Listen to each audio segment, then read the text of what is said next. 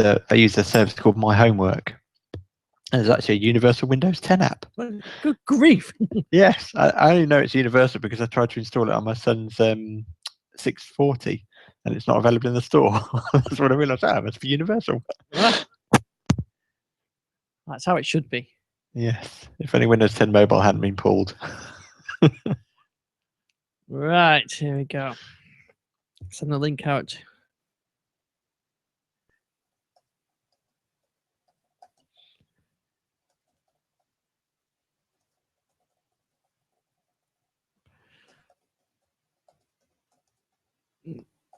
Right.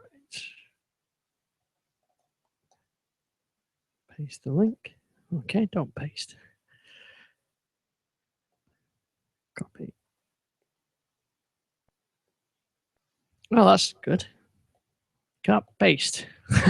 I've had that before in Tweetium. Just won't paste. Doesn't access the clipboard. I'm sure it's probably a Windows 10 bug. I saw everybody talking about that tweet it, but there's no trial. And of course, I remember the reason why that people don't do free trials is because of the Twitter token limit. Yeah. Oh, it's crazy, isn't it? It just, they really discourage developers from trying things. I thought they were supposed to be re-embracing the developer. Yeah.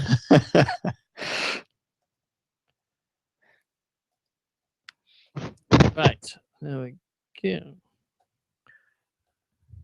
Link out, stream on, recording on. Jason, Gary, good evening. Good evening. Good. Where are you in the fog? Gary's practicing with his punch cards. Gary, you've completely dropped off. You disappeared in a cloud of something. All Gary wants for Christmas is a new set of headphones. You want a display driver for your Intel drivers, and Gary needs some headphones. Yeah. The Microsoft Help's Twitter account promised to help fix all my worries today, but they didn't respond when I said what my problem was. Yeah. Well, they don't actually want to get down to actually fixing anything. Yeah, absolutely. Yeah. So I don't know where, Gary, are you still there? No. I think I might be back now. Oh, you're back. Yes. Oh, yes. Back. Yes. I've done a rapid bit of repairing with Superglue. Well, good evening. Welcome to the show. Good evening. A little delayed by Skype wanting to do updates and things just as we start. Yes. Desktop and modern app. Yeah. Oh, yeah. So our penultimate show of the year. Absolutely. And I don't know if this is a hint, but I've just on your website and I've just had a advert for Sudafed. Does that mean I'm going to come down with a cold? Yes, it means you're going to get the obligatory cold. Well, predictive, not predictive text, predictive advertising. Yeah. There's definitely targeted advertising on your site, because it keeps coming up and prompting me that I might want to buy our book. Yes, it's prompted me a few times for that. Yeah, and Microsoft Band and a Surface. So yeah, it's now prompting for Lumia 535. So yes, I keep seeing plenty of Lumia adverts. Yeah, so it's amazing that you go on Amazon for something once, and then you start seeing emails for and adverts for it everywhere, don't you? Like you said with the book, I see that, and I think I was looking for a Hoover once from a grandmother or something, and it kept telling me about all these Hoovers. And I don't want one. I was looking. Stop it. So yes, penultimate show of the year. Next week is our Christmas special, which we have to remind listeners is on Monday. We're going to record Monday evening next week. Yes. With our Christmas, which is the longest day, so maybe it should be the longest show. Maybe it will. We have got a Christmas quiz. Yes, that always makes it longer. Yeah. Assuming we don't forget it like we have in previous years. Yes, exactly. Yeah. Well, I think I've built the last one up, by about 3 years, didn't I? So this one, although I've got. It's not a Christmas quiz. It's a game show within the show. Whoa, that sounds good. 2 game shows within the show. In fact, there's 2 rounds anyway. So, and also I was going to ask the listeners if they could tell us what their best tech purchase of the year was. I'll tweet this out after as well. So just so we could, we can discuss it either next week or on the shows in the new year. Just what what you bought with your own money this year, and what's your best purchase this year. So there's a few things that we've got candidates for. So yeah, I'd like to know about that. So you can send those in. You can at IS Dixon on Twitter, or you can email me in at digitallifestyle.com, which is what Rob did. Rob Green. I don't know whether Rob's in the chat room tonight. Let me Doesn't look like not yet. Rob says he got his display dock arrived today. Ooh. Which is pretty good, because I've ordered mine. It's still awaiting. They've created the label. That's as far as they've got with it. They created the UPS label, and that's really it. So I'll be interested to see how you get on with that, Rob. It's a nice little device, and something we'll be talking about later in the show. We can also be talking about update to the Microsoft bans. There's a nice little update for that. We're talking about OneDrive, how you can keep your storage. Ooh. Yes, as long as you're old enough. Yes. Yes. Film and TV, Groove Music, and lots of other stuff. So where should we start? Let's start with the OneDrive. So listeners may cast their mind back a couple of months. Microsoft slashed the amount of free storage that was available, or it was going to be available, unless you signed up and got various pay plans, and even those were quite restrictive. But they've had a bit of a backtrack this week, which is what we did predict. I believe we did, yeah. Yes, but it's taken a bit longer than I thought, to be honest. So what's the change? There still are changes, aren't there? But so they've kind of sent an apology for the way they handle the whole thing, and have suggested they've given us a way of keeping the 15 gigabytes instead of going back down to the 5. But I haven't necessarily seen it very proactively advertised. The only way I picked it up through is, through blog sites like yours, Ian. Yeah. There's a link you have to go and click on, and it basically opts in to keeping your storage. And there was also covered off the fact that so for me, I originally had 25 gigabytes. It used to be, then it went down to I think it was 15, wasn't it? But you were given 10 as a loyalty bonus. Yeah. Which apparently was never going away anyway. So going back to the 15 with that 10, I'm kind of back to where I was with my 25 gig plus 100 gig for the Xbox Music Pass, the Groove Music Pass. Yeah. What was the Portable Media Center Music Pass? MSN Music, yeah. So the other thing is you can also keep your photo bonus as well if you've been uploading photos as well from Lumia. Yes. They did publicise it by replying to the user voice thing, which obviously attracted quite a lot of people posting about how much they hated the fact that this was going away. So I think anybody who's contributed to that would have got an email effectively from Microsoft when they closed that user voice, because you can't vote on that one anymore. They're basically saying they've answered the question. So yeah, I mean. It's basically what we predicted, isn't it? I mean, this is only though for people who already had this. Anybody going forward will still have the reduced numbers. Yeah. I mean, this to me would have been a much better way of doing it, is saying, okay, everybody that's had the bonuses, the 15 gig and the camera storage and whatever, you carry on, but new users just get 5. I mean, that wouldn't have been as much outcry. It's when you take something away, I think, from people, that's when it causes more problems. And so this makes much sense, but the way that they've done it by you having to opt in by the end of January, I imagine that it means they'll reclaim a lot of space. Yeah, I think they will. Then people moan about that. The other thing is obviously the unlimited is still going away. So the maximum you still can get now is 1 terabyte. Which should be enough for most people, I would have thought. But there are a few people still moaning about that. I saw. So I think, I mean, you're right. If they'd handled it this way in the first place, I suspect they've still got backlash, but maybe not quite so much. Although, having said that, maybe by actually making it, there's this thing in marketing about tell a really bad story and then tell a slightly better story, even though you might have meant to tell that better story from the very start. Because if you just told the slightly better story, you'd have got as much backlash, but you wouldn't have had any mitigating circumstances for it. So I could kind of see that might be the thing, and it's nice. It's come out this time of year. It's like a Christmas present from Microsoft, and all that sort of stuff as well.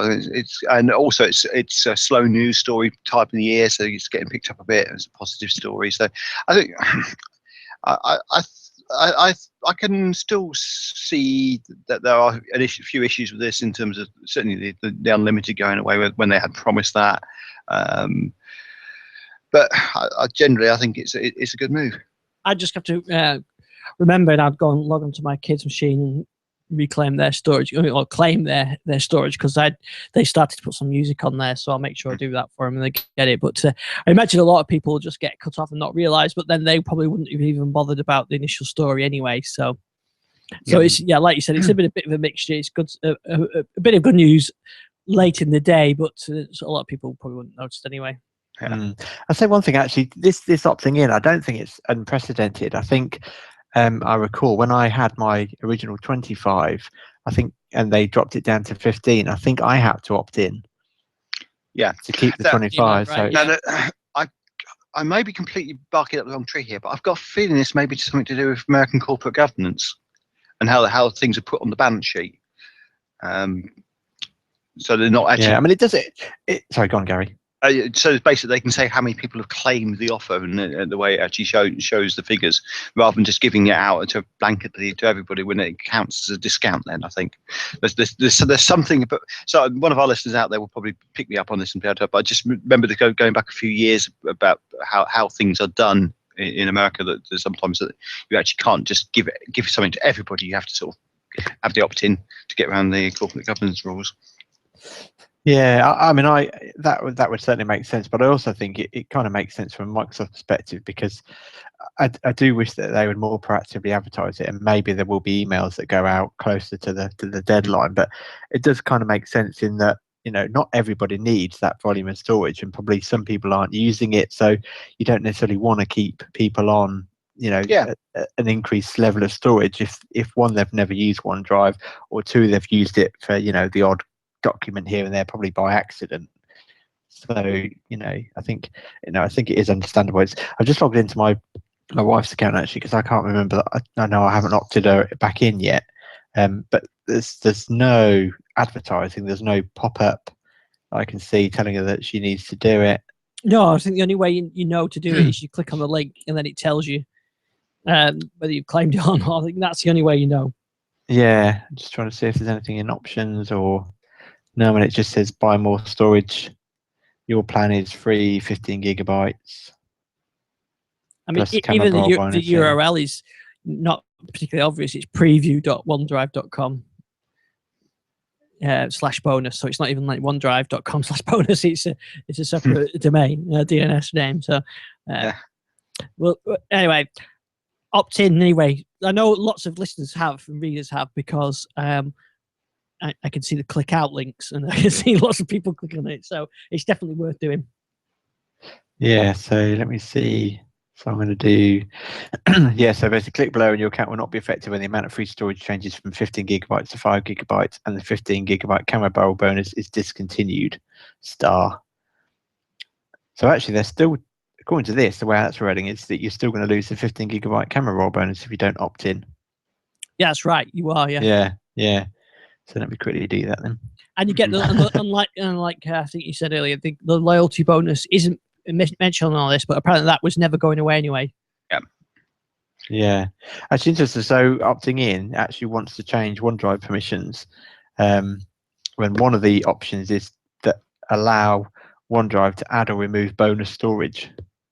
OneDrive Preview will be able to add bonus storage to your account. It will also be able to remove the storage, but no other storage at any point in time. What Microsoft giveth, Microsoft taketh go away. Yeah.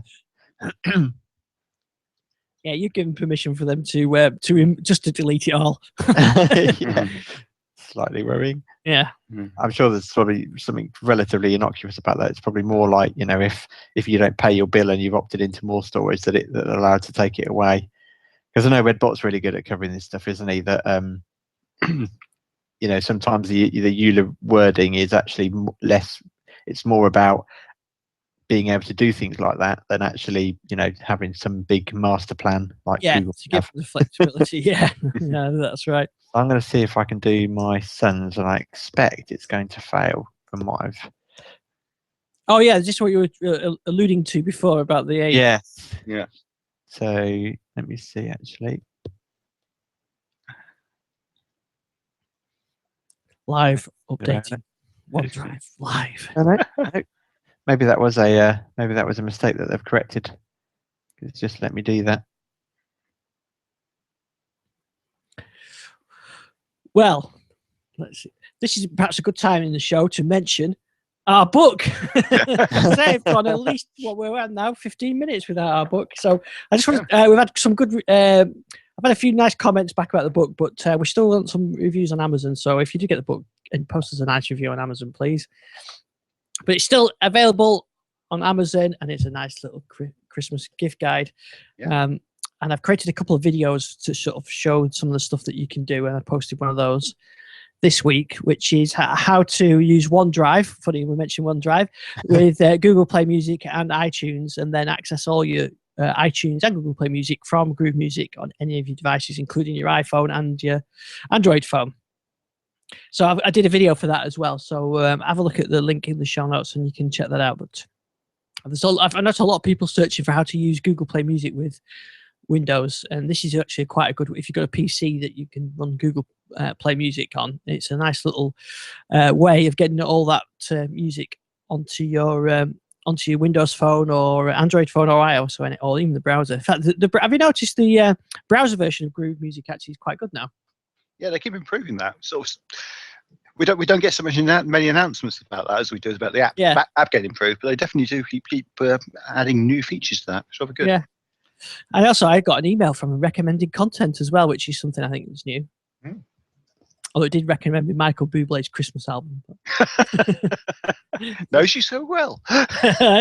yeah, definitely not. So Gary, did it work? Jason, sorry, did it work? Yes, has Right. worked. Yes. Very good. So that's anyway. So make sure you click on the OneDrive link in the show notes, and you can get that sorted. So we're talking Groove Music and OneDrive. Well, Groove Music team issued an update for Groove Music that was quite a lot of changes to it. Actually, I think did we allude to this last week about? So I think I mentioned that there was one coming, didn't I? Yeah. As part of my App Tuesday announcement. Yeah. So some pretty big changes on this, and I think one that we've all been crying out for, and I think Jason was very pleased to see a slightly different sort order. For me, it was the distinct download. Oh yeah, the distinct. Oh yes, you. So like the movie that. Yes, Yeah. because you could see, it said like 20 songs downloading, but there was no real way to see which songs were downloading or retry them. But the still big missing element for me is no pun intended element. There's no way to really see your purchased music and kind of easily re-download it, which is something that I would expect to see. I mean, you could do it with the Movies app, so why not with music? Yeah, so I'll tell you what. Let's go. I'll tell you some of the changes. So the one thing that you mentioned there, Gary, is songs and albums in your collection now sort by the date you added them. Yeah, which is one way of actually seeing what you've downloaded as well.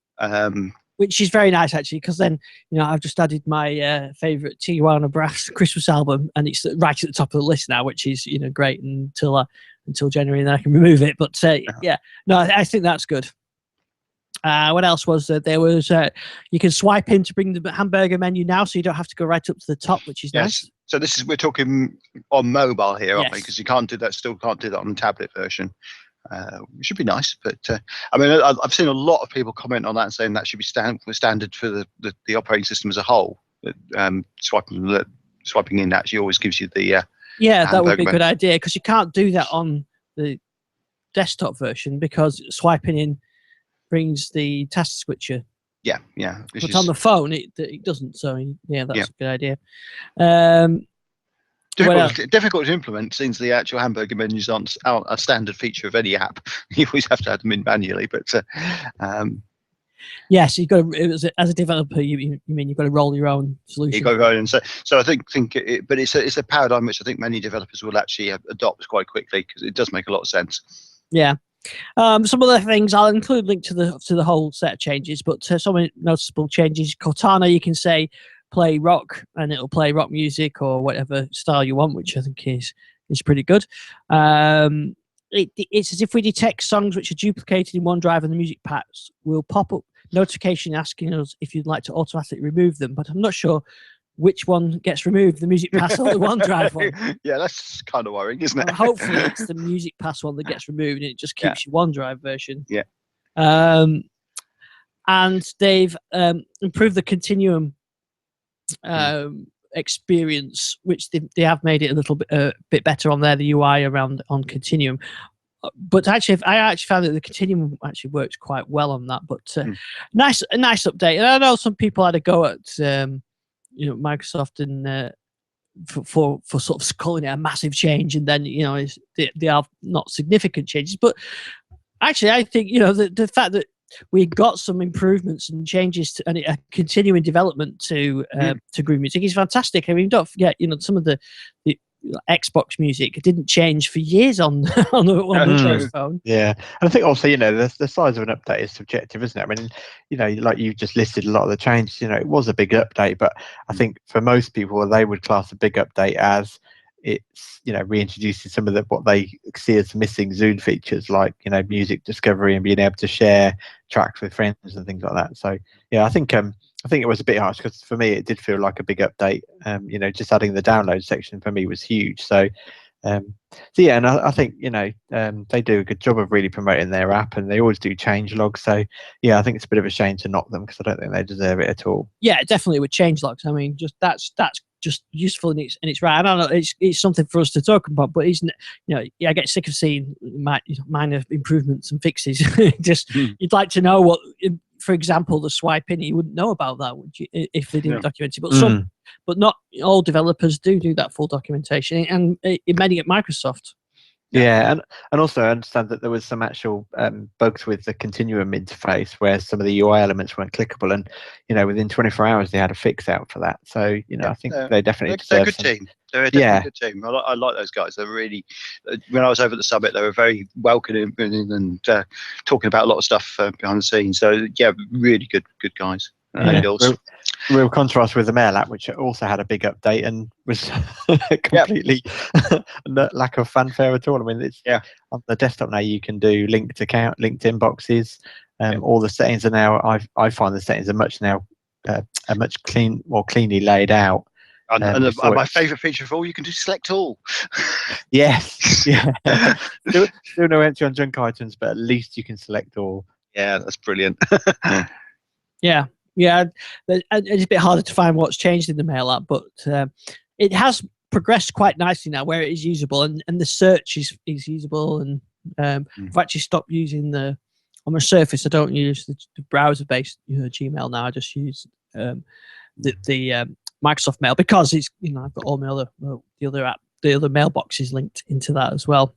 Yeah, it is working well. Other than the constant prompt that your accounts are getting settings are out of date on the phone. Yeah, I don't get that too often now. But I tell you when I do get that is if you go into because my phone's on O2, so when you walk past an O2 shop, it picks up the O2 Wi-Fi, and then quite often it actually wants a further action on the phone. Yeah, through the browser. I was just going to say exactly the same thing. And but of course, in the meantime, it stops the mail syncing and comes up your account settings are out of date, which I know is actually a default message for we can't get your mail. Which is a bad message. Yeah, it's a bit misleading. Really. Well, it is a lot misleading. It's a very misleading. I mean, we can't connect to your mail. Your account settings may be out of date. Yes, that would be fine. The other, I mean, it's in some ways it's slightly annoying, but it does for some reason it does make me laugh every time that not only do you get told once, I'll end up with like 10 messages on my phone going, your settings are out of date. It's like, telling me once would be bad enough, but no, 10 individual pop-ups. Actually, last week I was getting my haircut, and where my haircut is next door to an O2 shop. So I was sat there in the chair, I had a haircut, and my band was going off all the time. And it was saying that your Outlook account settings are out of date, and that's all it was. But I must have about 10 notifications in 10 minutes from, and I could feel my band going off all the time. So it's like, who? Someone really wants to get hold of me. Yeah. As battery drained. There you go. I've actually been. That's something else we can talk about. I was setting up a 550 today for as a Christmas present for someone, and I setting all their mail accounts up. And I've just looked on that, and there's 26 notifications saying it can't connect. The mail accounts are out of date, and that's actually on the Wi-Fi here, which should be okay. But I know there's been some problems with internet connectivity tonight, so I think that's just been what's caused that to pop up. But it's a frustrating message. So yeah, we'll come back to this. They only just finished on the app updates. You mentioned that the film and TV app has updated, but a lot less changes. It now shows you cast and crew information and improved download experience in error messages. I'm not sure if they're even old release notes, but maybe the download has been improved. But anyway, nice little update for that. Yeah, and that's worked quite well. I think the download experience was improved on the desktop version previously, and it's now been brought to the same level on the phone version. Yeah. So you mentioned about the 550 there then. So I think that's got a price reduction in a few places now. I think it's £69 now. Yeah, so on £69 on pay as you go, or £59 at Carphone Warehouse, I believe, on pay as you go, and £99 unlocked still, which is still a bargain for what it is. Yeah. So it's a great little phone. I don't. It's the form factor I'm not that keen on. Lumia's either coming round the edges or squared edges, and this is a squared edge phone. As I've said before, I'm not that keen on squared edge ones, but it's still a nice phone. The screen's gorgeous. It's like a smaller version of the 950, isn't it? In one way, so I think the 950's got a slightly more rounded case on it. Right. But the 550's the screen is really, really vivid. It's just it strikes you as soon as you see it coming out of the box. And I put it side by side with a 535, which is obviously of similar size, and it just pops compared to that. About the only thing I dislike it compared to my 735 is the lack of wireless charging. It doesn't have that, but other than that, the processor is definitely noticeably quicker on Windows 10 than the 735 is, which is quite interesting. So it's a quad core. So it's a 4.7-inch HD display. It's 4G, which is good because not many phones at sub 670 quid have got 4G on them. It's, as I say, it's quad core. It's a very decent quad core. It's 5-megapixel camera with flash. So obviously we used to have all these Lumias coming out at that price range with no flash on them, which was I remember that. Yeah. Hasn't got any on-screen buttons, but it has got physical volume controls, and it hasn't got the odd button placing of the 950. It's back to the conventional one. It hasn't got a camera button though, so that's a bit of a shame. But it feels solidly built. It's got you obviously got micro SD card slot. It's nano SIM, and I noticed that I actually did a side-by-side comparison of opening a couple of videos up on the 550 and the 735, and they opened about 2 seconds quicker on the 550 than they did on the 735. So and these are quite it took about 15 seconds on the 735 to open them, and around about 12 to 13 to do it on this 550. So there is a definite performance difference on there. It does seem to run quite warm. That's the one thing I have noticed. It seems to be quite hot when you're holding it. So yeah, but I've been quite impressed with it. I think it's a nice low end phone. I mean, it's certainly way better than most Android phones at that price. Yeah. I think my son's interested in one of those. I think it's a really good. It's a no nonsense but no compromise phone. I would say it doesn't feel like they've actually, other than the wireless charging, that they've actually left anything out. It's a perfectly usable phone. Yeah, I think for that price, it's a great way of getting into Windows 10 mobile as well. If you for that price. Yeah, so I mean, it was funny though. You know, when you get obviously you get clean out of the box, they're actually including bloatware on these now, because you've got an Uber app, you've got a Guardian app, and you've got a I think it was a Just Eat app actually included on there. Yeah, I noticed even on the 950, it came with a British Airways app. Yeah. So that's a bit. I think that's a bit disappointing actually having those on. But obviously, but I think the Lumias, the low end Lumias, have always come with odds and ends sort of apps. Yeah, they have. I mean, and I suppose that gives the people a chance to see that those apps are actually available, and you can do these things, and you can get more apps if you want to. Yeah, absolutely. But it's the first time I've actually seen a pure out of the box Windows 10 experience, because I've obviously always restored backups. Yeah. And that was quite nice to see how the layout worked and everything on it. What was interesting was that it's running the same screen resolution as my 735 is. Sorry, not screen density as my 735 is. But I'm not getting any of the problems in Bing Maps. In the Maps app I see on the 735 in Windows 10 where the text is getting cut off. Right, so they must have just. It's an optimized image somehow. An optimized I don't know build. quite, but obviously that's way better. So that's a good thing. But yeah, I mean, as I said, if it actually had cheap charging, I might have been tempted to get one. Because I think at the price, you really can't go wrong. Mm. The only thing I had is with Bing Maps, because one of the things they've seemed to have taken out temporarily, hopefully, is the ability to use a default GPS turn-by-turn navigation app.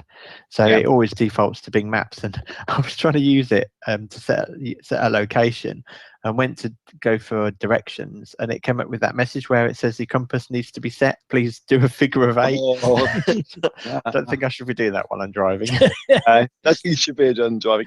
I'll tell you one thing I do like actually talking about navigation apps and getting them to automatically launch. The new Gadget app, which came down. I think was that last week. Yes, it was last week. Yes. It was already there on mine actually, but it was an update this week. Yeah, it came with the 950 and the 550. So for anybody else who came out, so in there you can obviously connect up your gadgets, your Bluetooth gadgets. One of the things you can do in there on the advanced options, you can set an app to open when you connect to a particular Bluetooth device. Oh right. I didn't see that. So which is quite on the screen. Right. So it's going customized, and you can when I connect this accessory, do something, and you can choose it to open an app or open a gadget. So it's quite good with the Bluetooth unit in my car, because I've now got that set up that when I connect to that, the navigation pops up good. Yeah. So just turn it off. But yeah. And the other good thing about it is you can use it to track where your device is. Yeah, or track where your car is. Even. Exactly, that's what I was just going to say. Because we're having to put it in the maps. Yeah, because the map's got the thing where you can say track where my car is, but you've got to manually track it. Yeah. Unlike Android, which automatically detects it from your movement.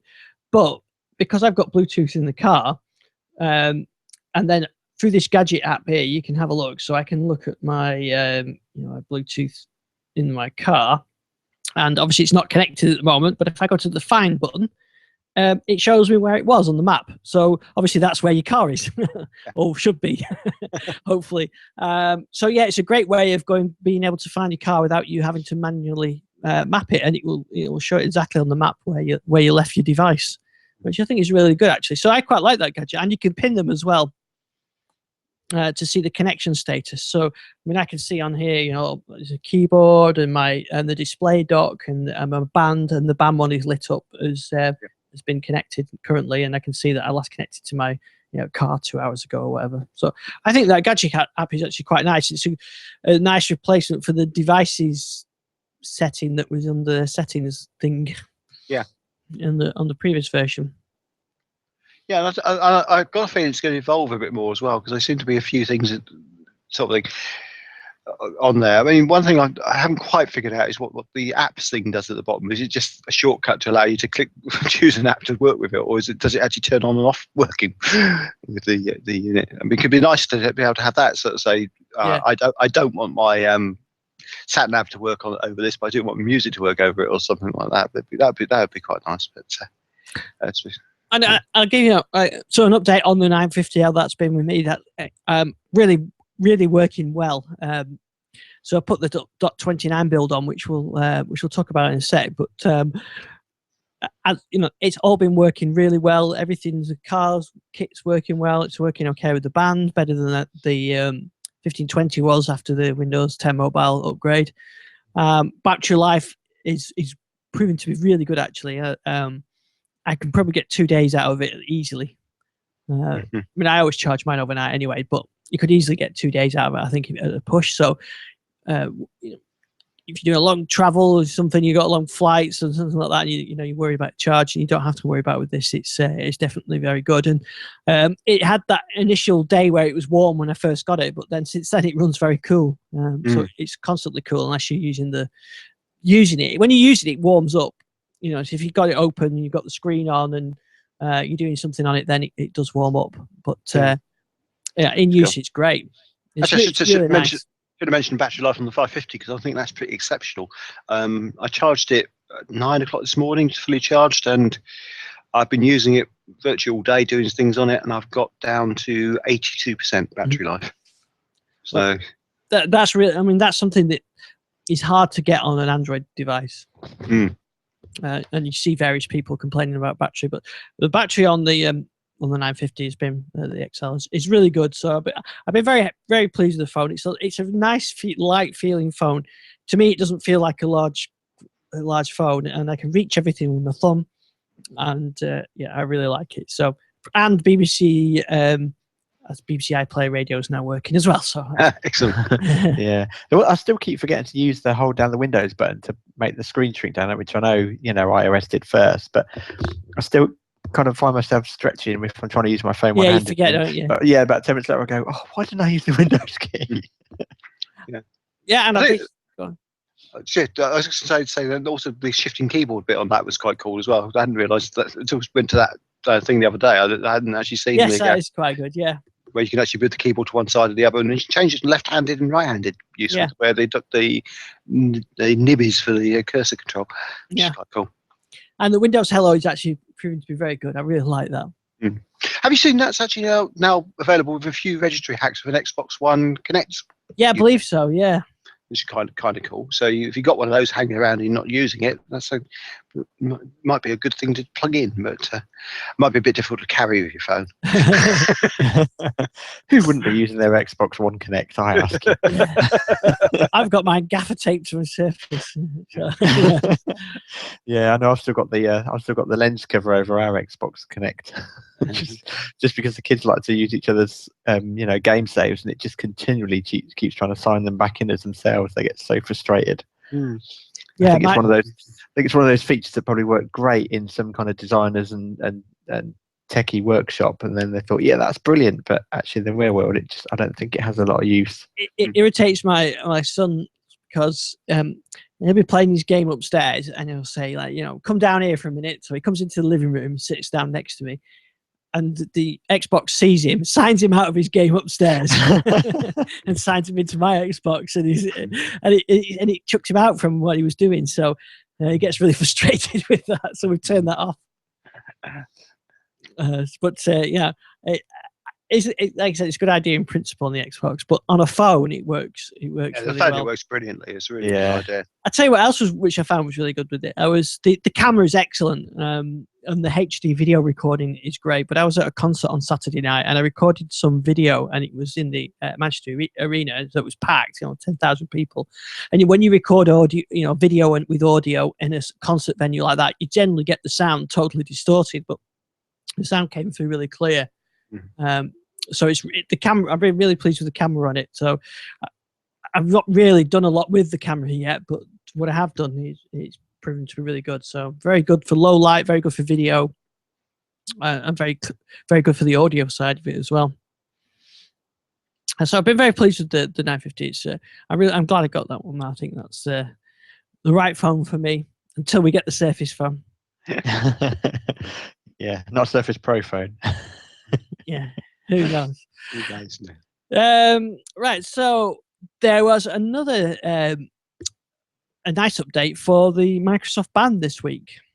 I think it was this week, or at the end of last week. So they pushed out an upgrade for the band, which they actually, I think these features were promised for the original band, but they haven't come to the original band. It's just the band 2, but you can now control media playback from the band. There's activity reminders and a new exercise tile, but I'll tell you about the music controls first. So you're listening to music, and anything that uses the standard media controls in Windows 10 mobile or old Windows phone, where you got the volume control and it brings up the track name and you can control it. Yep. But even like BBC iPlayer Radio actually still, even though it's not a track as such, it still integrates with that. So and if you use the podcast app and whatever, they're integrated with that. So if you get the band, I'll try to show it here on the camera, you double tap the center button and it brings up media controls and including metadata as well. So you get the artist and the track name up on the band.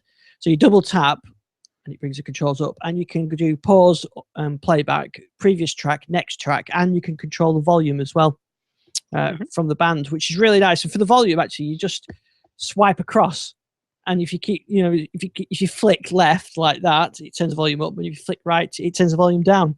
So really handy when you've got your phone's in your pocket, you're out listening to music, and you're on shuffle or wherever, you don't like the track, you can just double tap, skip, or you can change the volume on it, which I think is a nice little feature, and is I find it really useful when you're sort of out and about and you don't want to get your phone out of your pocket to change track. So I like that. Sounds good. The other thing that they added was a what's new button, which is something that was quite a good idea. I'm surprised they haven't thought of that before. So there's a little tile that shows you what's new, which of course in this case is the music controls. There's a activity reminder, which is quite good actually, but there's lots of customized options on that. So what you'll do is if you've been sat down for an hour, it just gives you an alert to say you've been sat down for an hour. Now, there were some third-party apps that you could do this as well, but this is now built in. But then you can do things like don't remind me again, or only tell me after I've been sat still for 2 hours, or you can say only tell me this, give me these alerts between 8 o'clock in the morning and 7 p.m. Monday to Friday, or only at the weekend, or whatever you want. You've got a lot of customized options. So, I mean, when I'm at work, I'm sat down working, so I suppose I'm not supposed to be wandering around. So, but it's nice to sort of remind you to think, oh yeah, I just perhaps go and stretch my legs a bit or whatever. So I think that's quite nice. So nice little updates for the band, and I think they've changed the exercise tile. You can share your own custom exercise plans now and things like that. So it's good to see them continue updates. One of the criticisms we've had in Microsoft in the past is they tend to put stuff out. It goes out and it gets quite a nice initial fanfare, and then that's it. They don't touch these things again, and then they sort of die a death. So at least they're actually continuing with that. But the music one is quite good, and like I said in tweets I did, you can control a podcast. So if you're walking down the street and you can listen to your podcast, and you can pause it or whatever if you need to, or turn the volume up and down. Excellent. And they also released USR little charging station. I don't know if you saw that for the band too. Yeah, so a lot of people have been 3D printing their own charging stands. In fact, I must admit, I 3D printed a band one charging stand the other week for Ruth, which she likes a lot. But yes, so this is a really nicely done, I think, charging stand. But what's the price like on it? I don't think I've actually seen any pricing. There's no UK model available, so it's $20 though, the US pricing. Which I suppose is not unreasonable, because if you actually look at the component costs, because 3D printing it sounds great in principle, but it actually can get quite pricey with the price of the things. You probably spend about £6 or £7 to actually 3D print one. So I don't know, that's not too unreasonable. Yeah.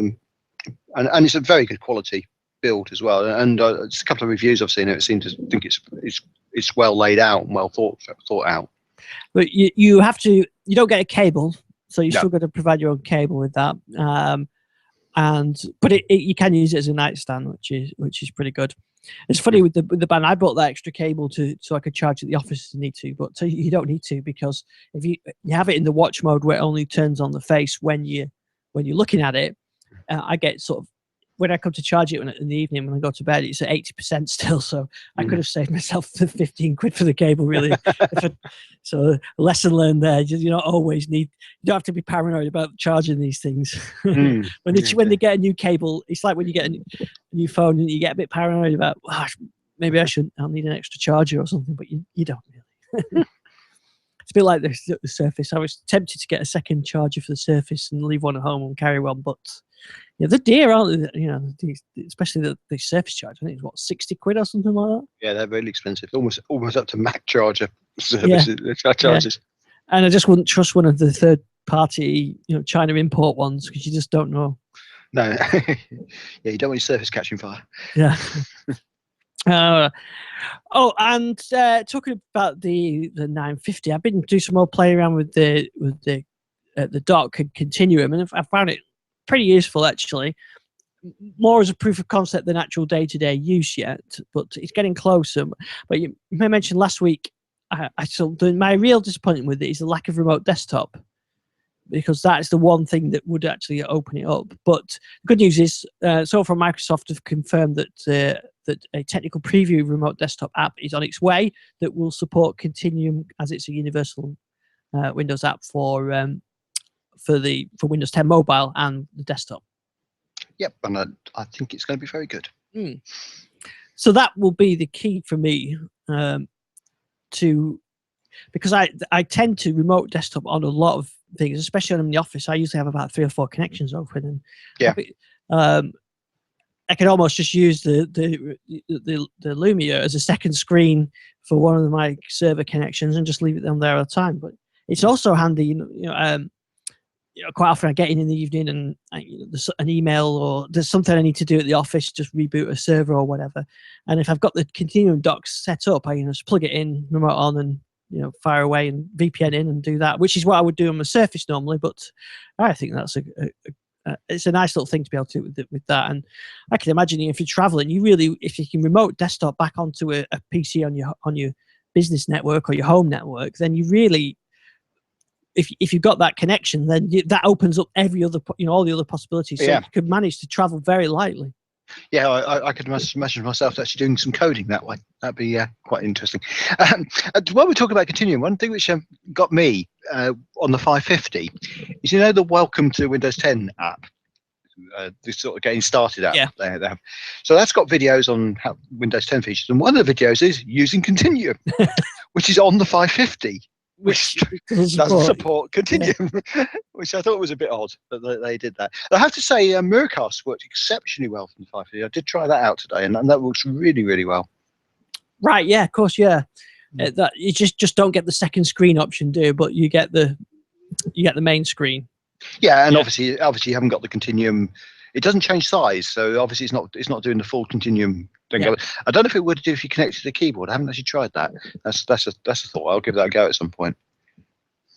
And talking about that, actually, I've got a video to edit, and I'll probably put out later this week or beginning of next week. I did set Continuum working with my TV. In fact, I went doing it after we finished recording the show last week. So I thought, I wonder how well it works with Miracast. So that with the 950, I connected the second screen, using the connect option on Miracast with the Roku stick, and it works actually really well. You don't even need a keyboard and mouse really, because the actual Continuum app is a trackpad. Yeah. And then if you click into a text box like the browser box, URL box, it pops up a little on-screen keyboard. Yeah, I really like that. Yeah. So I think it's interesting how much better the Miracast experience seems to be on Windows 10. Yeah, especially with the 950, because it's got that Continuum, it does the full screen. Yeah. So you get the full screen, and the phone can be used as a phone, just as you can if you used it with the dock. And you can Bluetooth keyboard and mouse and use it as a full PC. Yeah, because I know they're making some tweaks to the Miracast standard things recently, and whether that's part. But I noticed a significantly better experience using my Fire TV dongle for Miracast with the 550 and also with the 735 once it was onto Windows 10. Yeah. Compared to what it used to be like on Windows 8, which was a very poor experience. I've struggled to get Miracast working with any devices, but the Lumias work all the time. All my Lumias have worked all the time. And it's pretty good that, especially if you get that remote desktop working, you can sit on the sofa, Miracast straight onto the big screen as a second screen, and I had it playing using the BBC Store app. Yeah. Playing purchase content on there, and it worked brilliantly. There's a little bit of lag over Miracast as opposed to the dock, which is instant, but it's not unusable. Like, you can No, work it's on a it. lot better. It's a lot better than it used to be. So using the mouse and everything. So that's a nice little way. But I tell you what, the worst experience in Miracast was with the Xbox One. It just it put it in 480 by whatever mode, it didn't, it had black borders down the side. But working with the Roku stick, it worked perfectly and connected first time. So as for Miracast, Roku stick is certainly the best device I've come across. Maybe it's just with the Lumias that I've been testing with, but.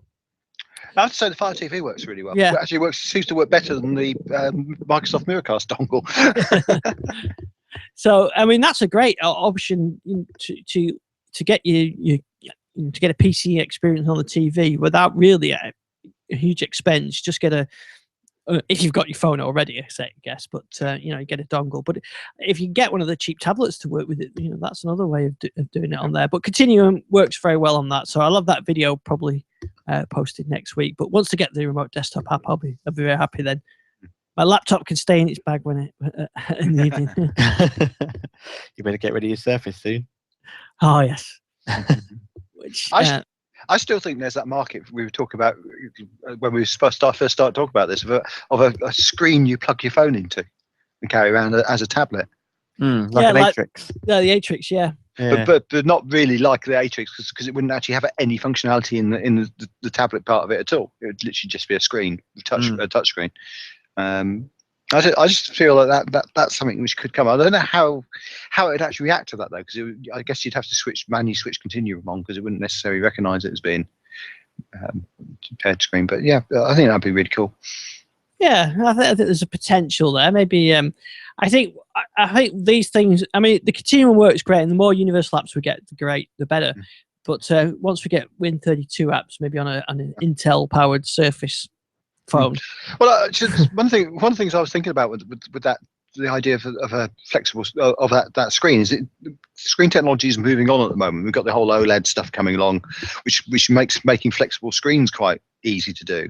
And I've often spoken about the idea of this scroll screen where you pull a scroll out. That would be the perfect example of that. You just carry a little scroll around with you, and when you're ready when you want to use a big screen, you pull it out, and it's pretty easy to do touch screens on those, so that sort of thing as well nowadays. So I think that'd be really cool. One cable to connect your phone, away you go. I think I've seen that on Minority Report or Microsoft one of those Microsoft videos. Well, I mean, it's the future, but it's also the past as well, because there were prototypes of that sort of technology in the late 90s of pull-out scroll screen. So I think it's one of the UK companies may own patents on it, but that's probably expiring. But it's such an obvious thing to do, because the whole point about this is portability. I mean, Continuum would work really, really well if you always knew you were going to have a screen available. Yes, that's it. Yeah, I think a pull-out scrollable screen would be excellent. I mean, what even better than I've got my 950 in my hand and I just want it. Just pull the side of it and it pulls out into a tablet.